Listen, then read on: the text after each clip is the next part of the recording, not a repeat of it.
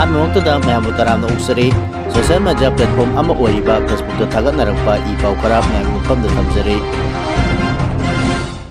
ꯊꯣꯛꯂꯤꯕ ꯏꯔꯥꯡ ꯑꯁꯤ ꯀꯨꯀꯤꯁꯤꯡꯅ ꯆꯍꯤ ꯀꯨꯟꯊ꯭ꯔꯥꯒꯤ ꯃꯃꯥꯡꯗꯒꯤ ꯄ꯭ꯔꯤ ꯄ꯭ꯂꯥꯟ ꯇꯧꯔꯒ ꯂꯥꯛꯄꯗꯨ ꯁꯥꯐꯣꯡꯂꯛꯈꯤꯕꯅꯤ ꯍꯥꯏꯅ ꯃꯅꯤꯄꯨꯔ ꯌꯨꯅꯤꯚꯔꯁꯤꯇꯤꯒꯤ former acting VC professor doctor Kangujam ꯖꯨꯒꯦꯟꯗ꯭ꯔꯣꯅ ꯐꯣꯡꯗꯣꯛꯈ꯭ꯔꯦ꯫ ꯍꯧꯈꯤꯕ ꯆꯍꯤ 2023ꯒꯤ ꯃꯦ 3ꯗꯒꯤ ꯊꯣꯛꯂꯛꯈꯤꯕ ꯏꯔꯥꯡ ꯑꯁꯤ ꯈꯨꯗꯛꯇ ꯈꯪꯍꯧꯗꯅ ꯍꯧꯈꯤꯕ ꯑꯃ ꯅꯠꯇꯦ꯫ ꯂꯥꯟ ꯑꯁꯤ ꯆꯍꯤ ꯀꯨꯟꯊ꯭ꯔꯥꯒꯤ ꯃꯃꯥꯡꯗꯒꯤ ꯀꯨꯀꯤꯁꯤꯡꯅ ꯄ꯭ꯔꯤ ꯄ꯭ꯂꯥꯟ ꯇꯧꯗꯨꯅ ꯂꯥꯛꯄ ꯑꯔꯣꯟꯕ ꯑꯦꯖꯦꯟꯗꯥ ꯑꯃꯒꯤ ꯁꯥꯐꯣꯡꯈꯤꯕ ꯅꯨꯃꯤꯠꯅꯤ ꯍꯥꯏꯅ ꯃꯅꯤꯄꯨꯔ ꯌꯨꯅꯤꯚꯔꯁꯤꯇꯤꯒꯤ former acting VC professor doctor Kangujam ꯖꯨꯒꯦꯟꯗ꯭ꯔꯣꯅ ꯐꯣꯡꯗꯣꯛꯈ꯭ꯔꯦ꯫ ꯀꯨꯀꯤ ꯃꯩꯇꯩꯒꯤ ꯂꯥꯟ ꯑꯁꯤꯗ ꯂꯥꯏꯕꯛ ꯊꯤꯍꯧꯔꯕ ꯅꯧꯔꯤꯕ ꯃꯍꯩꯔꯣꯏꯁꯤꯡꯒꯤꯗꯃꯛ ꯂꯥꯏꯔꯤꯛ ꯂꯥꯏꯁꯨ ꯇꯝꯕꯗ ꯆꯥꯎꯅ ꯃꯇꯦꯡ ꯄꯥꯡꯂꯤꯕ ꯏꯃꯥ ꯇ꯭ꯔꯁꯠ ꯐꯥꯎꯟꯗꯦꯁꯟꯒꯤ ꯑꯍꯨꯝꯂꯛ ꯁꯨꯕ ꯐꯥꯎꯟꯗꯦꯁꯟ ꯗꯦꯒꯤ ꯊꯧꯔꯝ ꯉꯁꯤ ꯊꯥꯎ ꯒ꯭ꯔꯥꯎꯟꯗ ꯄꯥꯡꯊꯣꯛꯈꯤꯕ ꯑꯗꯨꯗ ꯑꯦꯝ.ꯌꯨꯒꯤ former acting VC professor doctor Kangujam ꯖꯨꯒꯦꯟꯗ꯭ꯔꯣꯅ ꯋꯥꯐꯝ ꯑꯁꯤ ꯐꯣꯡꯗꯣꯛꯂꯗꯨꯅ ꯃꯈꯥ ꯇꯥꯅ ꯍꯥꯏꯈꯤꯕꯗ ꯃꯄꯥꯟ ꯂꯝꯗꯒꯤ ꯆꯪꯁꯤꯜꯂꯛꯈꯤꯕ ꯀꯨꯀꯤꯁꯤꯡꯅ ꯆꯠꯊꯔꯛꯈꯤꯕ ꯂꯥꯂꯣꯡ ꯑꯁꯤ ꯇꯣꯉꯥꯟ ꯇꯣꯉꯥꯟꯕ ꯇꯥꯡꯀꯛ ꯀꯌꯥ ꯊꯣꯛꯅ ꯑꯔꯣꯟꯕ ꯂꯥꯂꯣꯡ ꯑꯃꯒꯤ ꯃꯈꯥꯗ ꯆꯠꯊꯔꯛꯈꯤꯕꯅꯤ꯫ 1980ꯒꯤ ꯑꯉꯟꯕ ꯃꯇꯝꯗꯒꯤ ꯍꯧꯗꯨꯅ ꯃꯈꯣꯏꯅ ꯃꯈꯣꯏꯒꯤ ꯑꯦꯛꯖꯤꯁꯇꯦꯟꯁ ꯑꯃꯗꯤ ꯔꯤꯁꯣꯔꯁ ꯁꯦꯝꯒꯠꯅꯕ ꯑꯔꯥꯟꯕ ꯍꯤꯁꯇ꯭ꯔꯤ ꯀꯌꯥ ꯁꯦꯝꯒꯠꯄ ꯍꯧꯔꯛꯈꯤ꯫ ꯆꯤꯡꯒꯤ ꯃꯐꯝ ꯀꯌꯥꯗ ꯂꯝ ꯈꯣꯞꯆꯤꯟꯗꯨꯅ ꯃꯈꯣꯏꯒꯤ ꯃꯦꯃꯣꯔꯤꯌꯦꯜ ꯁ꯭ꯇꯣꯟ ꯑꯃꯗꯤ ꯑꯔꯥꯟꯕ ꯍꯤꯁꯇꯣꯔꯤꯀꯦꯜ ꯑꯦꯛꯖꯤꯁꯇꯦꯟꯁ ꯎꯠꯄ ꯌꯥꯅꯕ ꯂꯣꯕꯤ ꯇꯧꯕ ꯍꯧꯈꯤ꯫ ꯑꯦꯁ.ꯇꯤ ꯂꯤꯁꯇ ꯆꯟꯁꯤꯟꯗꯨꯅ ꯑꯍꯦꯟꯕ ꯈꯨꯗꯣꯡꯆꯥꯕ ꯂꯧꯕ, ꯑꯦꯗꯃꯤꯅꯤꯁꯇ꯭ꯔꯦꯁꯟꯗ ꯌꯥꯎꯁꯤꯟꯗꯨꯅ ꯃꯈꯣꯏꯒꯤ ꯑꯣꯏꯕ ꯑꯦꯖꯦꯟꯗꯥ ꯁꯦꯝꯒꯠꯄꯅꯆꯤꯡꯕ ꯂꯥꯂꯣꯡ ꯀꯌꯥ ꯁꯥꯒꯠꯂꯛꯈꯤ꯫ ꯄꯣꯄꯤ ꯊꯥꯗꯨꯅ ꯁꯦꯟꯖꯥꯎ ꯇꯥꯟꯁꯤꯟꯕ, ꯏꯟꯗꯤꯌꯥꯒꯤ ꯄ꯭ꯔꯣꯛꯁꯤ ꯑꯥꯔꯃꯤ ꯑꯣꯏꯅ ꯃꯇꯦꯡ ꯄꯥꯡꯅꯤ ꯍꯥꯏꯗꯨꯅ ꯂꯥꯂꯣꯡꯂꯨꯞꯁꯤꯡ ꯁꯦꯝꯒꯠꯇꯨꯅ ꯏꯟꯗꯤꯌꯥ ꯒꯚꯔꯟꯃꯦꯟꯠꯀ ꯁꯨ ꯇꯧꯅꯈꯤꯕ ꯑꯁꯤꯅꯆꯤꯡꯕ ꯂꯥꯂꯣꯡ ꯀꯌꯥ ꯑꯁꯤ ꯁꯥꯐꯣꯡꯂꯛꯇꯨꯅ ꯉꯁꯤꯗꯤ ꯃꯩꯇꯩ ꯀꯨꯀꯤ ꯂꯥꯟ ꯑꯁꯤ ꯊꯣꯛꯂꯛꯈꯤꯕꯅꯤ꯫ ꯃꯦ 3ꯗ ꯍꯦꯛꯇ ꯍꯧꯔꯛꯈꯤꯕ ꯂꯥꯟ ꯑꯃ ꯅꯠꯇꯦ ꯍꯥꯏꯅꯁꯨ ꯐꯣꯡꯗꯣꯛꯈꯤ꯫ ꯉꯁꯤꯒꯤ ꯊꯧꯔꯝ ꯑꯗꯨꯗ ꯏꯃꯥ ꯇ꯭ꯔꯁꯠꯀꯤ president retired colonel Shantikumar Sapam, senior journalist Pradip Phanjoubam, Manipur chamber of commerce and ꯏꯟꯗꯁꯇ꯭ꯔꯤꯒꯤ ꯄ꯭ꯔꯁꯤꯗꯦꯟꯠ ꯕꯁꯨꯗꯦꯕ ꯁꯤꯡꯍꯅ ꯊꯧꯔꯝ ꯑꯗꯨꯒꯤ ꯑꯊꯣꯏꯕ ꯃꯤꯊꯨꯡꯂꯦꯟꯁꯤꯡ ꯑꯣꯏꯅ ꯁꯔꯨꯛ ꯌꯥꯈꯤ꯫ ꯂꯣꯏꯅꯅ ꯊꯧꯔꯝ ꯑꯗꯨꯒꯤ ꯋꯥꯉꯥꯡꯂꯣꯏꯁꯤꯡꯅ ꯀꯨꯀꯤꯁꯤꯡꯅ ꯃꯩꯇꯩꯁꯤꯡꯗ ꯄ꯭ꯔꯤ ꯄ꯭ꯂꯥꯟ ꯑꯃꯒ ꯂꯣꯏꯅꯅ ꯆꯠꯊꯔꯛꯈꯤꯕ ꯂꯥꯟ ꯑꯁꯤꯒꯤ ꯃꯇꯥꯡꯗ ꯋꯥꯐꯝ ꯀꯌꯥꯁꯨ ꯐꯣꯡꯗꯣꯛꯈꯤ꯫ ꯏꯟꯗꯣ-ꯃ꯭ꯌꯥꯟꯃꯥꯔ ꯕꯣꯔꯗꯔ ꯃꯌꯥꯗꯒꯤ ꯀꯝꯕꯥꯏꯟ ꯐꯣꯔꯁꯅ ꯃꯤꯑꯣꯏ ꯑꯃ ꯂꯨꯄꯥ ꯀ꯭ꯔꯣꯔ 13 ꯂꯣꯝꯒꯤ ꯚꯦꯂꯨ ꯑꯣꯏꯒꯗꯕ ꯗ꯭ꯔꯒ ꯀꯣꯀꯣꯅꯠꯅ ꯐꯥꯔꯦ꯫ ꯁꯦꯟꯇ꯭ꯔꯦꯜ ꯁꯦꯀ꯭ꯌꯨꯔꯤꯇꯤ ꯐꯣꯔꯁ ꯑꯃꯁꯨꯡ ꯃꯅꯤꯄꯨꯔ ꯄꯨꯂꯤꯁꯅ ꯂꯦꯞꯇꯅ ꯆꯠꯊꯔꯛꯄ ꯑꯦꯟꯇꯤ ꯅꯥꯔꯀꯣꯇꯤꯛ ꯗ꯭ꯔꯥꯏꯚꯀꯤ ꯃꯅꯨꯡ ꯆꯟꯅ ꯉꯔꯥꯡ ꯇꯦꯡꯅꯧꯄꯜ ꯗꯤꯁꯇ꯭ꯔꯤꯛꯀꯤ ꯃꯅꯨꯡ ꯆꯟꯕ ꯏꯟꯗꯣ-ꯃ꯭ꯌꯥꯟꯃꯥꯔ ꯕꯣꯔꯗꯔꯒꯤ ꯃꯌꯥꯗꯒꯤ ꯃꯤꯑꯣꯏ ꯑꯃ ꯔꯤꯖꯅꯦꯜ ꯕ꯭ꯂꯦꯛ ꯃꯥꯔꯀꯦꯠꯇ ꯂꯨꯄꯥ ꯀ꯭ꯔꯣꯔ 13 ꯂꯣꯝꯒꯤ ꯚꯦꯂꯨ ꯑꯣꯏꯒꯗꯕ ꯌꯥꯝꯂꯕ ꯗ꯭ꯔꯒ ꯀꯣꯀꯣꯅꯠꯅ ꯐꯥꯔꯦ ꯍꯥꯏꯔꯤ꯫ ꯑꯣꯐꯤꯁꯤꯌꯦꯜ ꯑꯣꯏꯕ ꯔꯤꯄꯣꯔꯠ ꯑꯃꯅ ꯍꯥꯏꯔꯤꯕꯅ ꯗ꯭ꯔꯒ ꯀꯣꯀꯣꯅꯠꯅ ꯐꯥꯔꯕ ꯃꯤꯑꯣꯏ ꯑꯗꯨꯒꯤ ꯃꯃꯤꯡ ꯍꯥꯎꯂꯦꯝ ꯊꯣꯡꯀꯣꯀꯥꯏ ꯃꯇꯦ ꯀꯧꯏ꯫ ꯃꯤꯑꯣꯏ ꯑꯁꯤꯗꯒꯤ ꯃꯦꯊꯥꯝꯐꯦꯇꯥꯃꯥꯏꯟ ꯇꯦꯕ꯭ꯂꯦꯠ ꯍꯥꯏꯅꯁꯨ ꯈꯪꯅꯕ WY ꯇꯦꯕ꯭ꯂꯦꯠ ꯀꯦꯖꯤ 8.3 ꯐꯥꯔꯦ꯫ ꯌꯥꯝꯂꯕ ꯗ꯭ꯔꯒꯁꯤꯡ ꯑꯗꯨ ꯄꯨꯕꯗ ꯁꯤꯖꯤꯟꯅꯕ Maruti Suzuki wagon R registration number WB06J3605 ꯑꯃ ꯌꯥꯎꯅ ꯁ꯭ꯃꯥꯔꯠꯐꯣꯟ ꯑꯃ, ꯑꯥꯙꯥꯔ ꯀꯥꯔꯗ ꯑꯃ ꯑꯃꯁꯨꯡ ꯚꯣꯇꯔ ID ꯑꯃꯁꯨ ꯔꯤꯀꯣꯚꯔ ꯇꯧꯔꯦ꯫ ꯔꯤꯖꯅꯦꯜ ꯕ꯭ꯂꯦꯛ ꯃꯥꯔꯀꯦꯠꯇ ꯃꯅꯤꯄꯨꯔ ꯑꯃꯁꯨꯡ ꯃꯤꯖꯣꯔꯥꯝ ꯕꯣꯔꯗꯔꯗ WY ꯇꯦꯕ꯭ꯂꯦꯠ ꯑꯁꯤ ꯀꯤꯂꯣꯒ꯭ꯔꯥꯝ ꯑꯃꯗ ꯂꯨꯄꯥ ꯀ꯭ꯔꯣꯔ 2.3ꯗꯒꯤ ꯀ꯭ꯔꯣꯔ 3 ꯐꯥꯎꯕ ꯄꯤ꯫ ꯍꯥꯏꯔꯤꯕ ꯑꯁꯤ ꯕꯣꯔꯗꯔꯒꯤ ꯑꯦꯔꯤꯌꯥ ꯑꯁꯤꯗꯅꯤ, ꯑꯗꯨꯕꯨ ꯃꯐꯝ ꯑꯁꯤꯗꯒꯤ ꯂꯥꯟꯊꯣꯔꯛꯄ ꯖꯒꯥꯁꯤꯡꯗꯗꯤ ꯃꯃꯜ ꯑꯁꯤ ꯀꯥ ꯍꯦꯟꯅ ꯋꯥꯡꯏ꯫ ꯏꯟꯗꯣ-ꯃ꯭ꯌꯥꯟꯃꯥꯔ ꯕꯣꯔꯗꯔꯒꯤ ꯃꯤꯖꯣꯔꯥꯝ ꯑꯃꯁꯨꯡ ꯃꯅꯤꯄꯨꯔ ꯕꯣꯔꯗꯔꯗ ꯍꯥꯏꯔꯤꯕ ꯗ꯭ꯔꯒ ꯑꯁꯤ ꯑꯗꯨꯃꯛ ꯃꯔꯥꯡ ꯀꯥꯏꯅ ꯐꯪꯏ ꯍꯥꯏꯔꯤ꯫ ꯑꯃꯔꯣꯝꯗ ꯁꯦꯀ꯭ꯌꯨꯔꯤꯇꯤ ꯐꯣꯔꯁꯅ ꯂꯦꯞꯇꯅ ꯆꯠꯊꯔꯛꯄ ꯑꯣꯄꯔꯦꯁꯟꯒꯤ ꯃꯅꯨꯡ ꯆꯟꯅ ꯍꯧꯈꯤꯕ ꯇꯥꯡ 30ꯗ ꯏꯝꯐꯥꯜ ꯋꯦꯁꯠꯀꯤ ꯁꯤꯡꯖꯃꯩ ꯄꯨꯂꯤꯁ ꯁ꯭ꯇꯦꯁꯟꯒꯤ ꯃꯅꯨꯡ ꯆꯟꯕ ꯂꯪꯊꯕꯥꯜ ꯅꯤꯉꯣꯝꯕꯝꯗꯒꯤ ꯄ꯭ꯔꯤꯄꯥꯛꯀꯤ ꯃꯤꯑꯣꯏ ꯑꯃ ꯐꯥꯔꯦ꯫ ꯃꯃꯤꯡꯅ ꯅꯃꯣꯏꯔꯥꯛꯄꯝ ꯔꯣꯁꯟ ꯀꯧꯏ꯫ ꯏꯔꯦꯡꯕꯝ ꯃꯈꯥ ꯂꯩꯀꯥꯏꯗꯒꯤ ꯍꯧꯖꯤꯛꯅ ꯂꯪꯊꯕꯥꯜ ꯅꯤꯉꯣꯝꯕꯝꯗ ꯂꯩꯕꯅꯤ ꯍꯥꯏꯔꯤ꯫ ꯍꯧꯈꯤꯕ ꯇꯥꯡ 18ꯗꯅ ꯀꯥꯡꯄꯣꯛꯄꯤ ꯗꯤꯁꯇ꯭ꯔꯤꯛ ꯀꯥꯡꯄꯣꯛꯄꯤ ꯄꯨꯂꯤꯁ ꯁ꯭ꯇꯦꯁꯟꯒꯤ ꯃꯅꯨꯡ ꯆꯟꯕ ꯁꯥꯏꯀꯨꯜ KMC ꯕ꯭ꯔꯤꯖꯗꯒꯤ ꯀꯨꯀꯤ ꯂꯥꯂꯣꯡꯂꯨꯞ KRAꯒꯤ ꯁꯔꯖꯟ ꯃꯦꯖꯔ ꯑꯃ ꯐꯥꯔꯦ꯫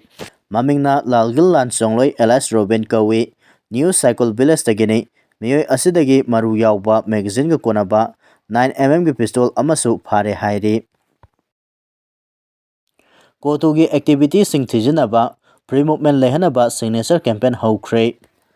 ꯃꯃꯥꯡ ꯆꯍꯤꯒꯤ ꯗꯤꯁꯦꯝꯕꯔ 18ꯗ ꯀꯣꯇꯨꯒꯤ ꯃꯥꯏꯀꯩꯗꯒꯤ ꯄ꯭ꯔꯦꯁ ꯁ꯭ꯇꯦꯠꯃꯦꯟꯠ ꯑꯃ ꯊꯣꯛꯇꯨꯅ ꯁꯣꯁꯤꯌꯦꯜ ꯑꯦꯛꯇꯤꯚꯤꯁꯠ ꯃꯥꯂꯦꯝ ꯊꯣꯉꯥꯝꯒꯤ ꯁꯥꯏꯀ꯭ꯂꯤꯡ ꯐꯣꯔ ꯃꯅꯤꯄꯨꯔ ꯄꯤꯁꯀꯤ ꯈꯣꯡꯆꯠ ꯑꯃꯒ ꯃꯔꯤ ꯂꯩꯅꯅ ꯀꯥꯡꯄꯣꯛꯄꯤ ꯗꯤꯁꯇ꯭ꯔꯤꯛ ꯂꯥꯜꯂꯒ ꯆꯠꯇꯅꯕ ꯄꯤꯔꯛꯈꯤꯕ ꯋꯥꯔꯅꯤꯡ ꯑꯃꯒꯤ ꯃꯇꯥꯡꯗ ꯍꯩꯉꯥꯡ ꯄꯨꯂꯤꯁꯀꯤ ꯈꯨꯠꯊꯥꯡꯗ ꯀꯥꯡꯄꯣꯛꯄꯤ ꯄꯨꯂꯤꯁ ꯁ꯭ꯇꯦꯁꯟꯗ ꯀꯣꯇꯨꯒꯤ ꯃꯊꯛꯇ ꯃꯇꯤꯛ ꯆꯥꯕ ꯑꯦꯛꯁꯟ ꯂꯧꯈꯠꯅꯕ ꯋꯥꯀꯠꯂꯕꯁꯨ ꯉꯁꯤ ꯐꯥꯎꯕ ꯊꯕꯛ ꯑꯣꯏꯅ ꯑꯣꯟꯊꯣꯛꯇꯕꯒꯤ ꯃꯥꯌꯣꯛꯇ ꯀꯣꯇꯨ ꯌꯥꯎꯅ ꯀꯨꯀꯤ ꯀꯝꯃ꯭ꯌꯨꯅꯤꯇꯤꯗ ꯕꯦꯖ ꯇꯧꯕ ꯑꯣꯔꯒꯅꯥꯏꯖꯦꯁꯟꯁꯤꯡ ꯁꯨꯄ꯭ꯔꯤꯝ ꯀꯣꯔꯠꯇ ꯊꯦꯡꯅꯗꯨꯅ ꯃꯈꯣꯏꯅ ꯆꯠꯊꯔꯤꯕ ꯂꯣꯅ ꯌꯥꯗꯕ ꯑꯦꯛꯇꯤꯚꯤꯇꯤꯁꯤꯡ ꯑꯁꯤ ꯃꯇꯝ ꯆꯨꯞꯄꯒꯤ ꯑꯣꯏꯅ ꯊꯤꯡꯖꯤꯟꯅꯕ ꯑꯃꯗꯤ ꯁ꯭ꯇꯦꯠ ꯑꯁꯤꯒꯤ ꯅꯦꯁꯅꯦꯜ ꯍꯥꯏꯋꯦꯁꯤꯡꯗ ꯃꯇꯤꯛ ꯆꯥꯕ ꯄꯕ꯭ꯂꯤꯛ ꯐ꯭ꯔꯤ ꯃꯨꯚꯃꯦꯟꯠ ꯃꯍꯧꯁꯥꯒꯨꯝ ꯂꯩꯍꯟꯒꯗꯕꯅꯤ ꯍꯥꯏꯕ ꯋꯥꯈꯜꯂꯣꯟꯗ ngasi Imphal East ki Khurai Lamlong Kaithelda mass signature campaign sathaba haukhre ngasidagi haukiba signature campaign aduda Lamlong Kaithel phambi apunba nupi lup coordinating committee Khurai Nongpok lenga apunba nupi lup Kurengai Bazar Maira Paibi Laisna Kurengai Manung Maira Paibi Yaipa nupi lup maiba khul amasung tongan tonba sinphamda leiba mioi kayana kuyek lawbagi khongjang aduda saruk yaki ngasigi tharom aduga mari lenana state asida puna khunda minariba kanglup khudingmaki mioi singnasu amato oina saruk yabinaba social activist malem thongamna miyamda appeal tawrakli signature campaign ase me ama phawba pangthokani hairi Central leader na kaurakpadagi former CM Biren yauna BJP NPP amasung NPF ki MLA sing Delhi pangkhre State asida February 12 ki mamangda popular government ama laklaba yai haina miyamna langtakna na ngainari ngi state asida ngarang numidang athengbada BJP ki national leaders singi maikeidagi BJP amasung masiga saminariba NPP amasung NPF ki MLA sing hayeng February anida Delhi da pangthokadaba yamna maru oiba mifamda saruk yanaba korokpadagi ngasi MLA ayamba Delhi pangkhre ngasi Delhi ki dama Imphal thadokkiba aduda BJP Manipur Pradesh ki President A Sarda Devi former CM N Biren MLA Bisorjit yauki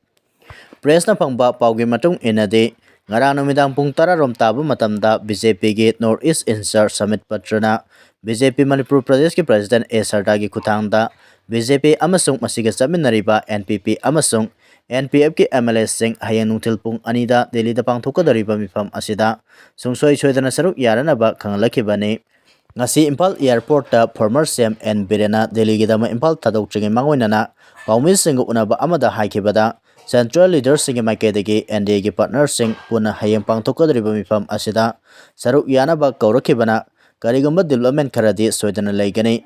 mamangdasu BJP gi MLA sing pulap kauduna central leaders sing mifam pangthokiba leire hauzik lariba PR gi matam ase tha asigi taranithoi da loigadabana masigi mamangda positive outcome ama soidana lakani haibagi thajaba lei government ama haibasidi continuing process ne Manipur gi oiriba phibam asida ahongba kaya ama soidana lakani sing amasung tamdasu ahongba kaya lakpa leire haina phongdokhi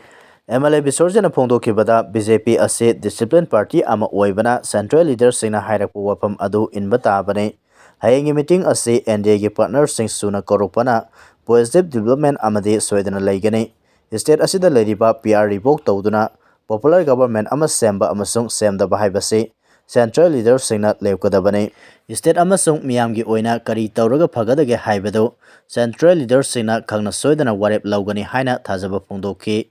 lamsang kendra gi MLA Rajena haikibada central leaders singna kaurakliba ase government ama sembaga mari lainana oiba yai Facebook sanaba singna pangai hairabasu leader khanba haibase central leaders singna lepkadabane central leaders singna larupa pirepta yeluba yabana te haina phongdok lamki MLA Govindas Konthau jamgi makedegi phongdok khibada central leaders singna kaurakliba ase kari agenda leibano haibangamde Delhi da laknaba ngarang namidang khanglakpagi matung inna satpane kari lakadage haibado isor khurumse haiki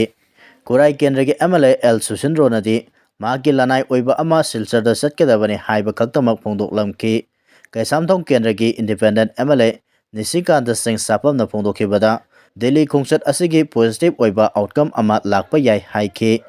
ngasigi Delhi khongchat aduda BJP gi MLA Singh party asiga saminariba NPP amasung NPF ki MLA kayasu saruk yaki MLA Singh adugi maikeidagi su soidana sarkar ama lingnabagi phibam lakpa yai haiba thajaba piramki